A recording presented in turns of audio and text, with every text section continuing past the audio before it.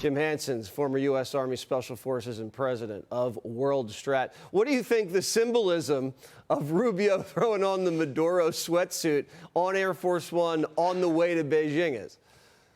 You know, Trump's posse is just awesome. You know, he's got everybody with him. He's got all the top companies in the world. He's got all his players, and they're all coming saying, look, you don't want to be on the other side of the table from us talking smack.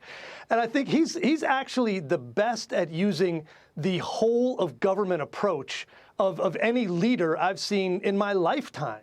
You know, he knows if he's doing a trade negotiation, he might look over at Pete Hegseth and say, hey, Pete, we got an aircraft carrier. We can roll up on these guys, kind of focus their mind.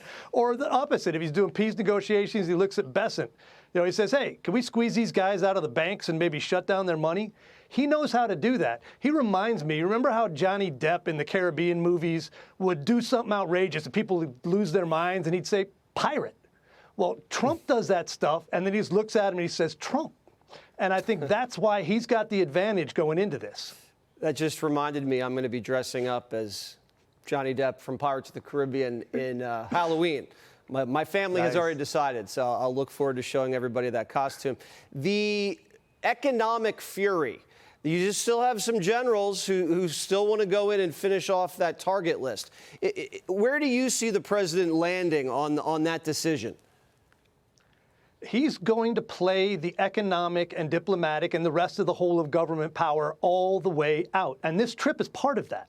You know, obviously we have many reasons to go and negotiate with the Chinese, tons of things to deal with. And he said he doesn't need their help, but he'd take it. You know, if they were going to go ahead and pressure Iran and all of the economic pressure and the military threat actually gets them to do it, he would much prefer that than having to restart kinetic operations. So he'll let that play out, and when he gets back, we'll see what's coming up next. Operation Sledgehammer could be pretty damaging for those guys. Yeah, he's already branded it. We know he loves to brand stuff. The new report I'm seeing kick up a lot of steam here. U.S. intelligence shows Iran retains substantial missile capabilities. You look at this is leaked from the intelligence community to the New York Times to make Trump look bad. Is this a deep state leak, or could this be true?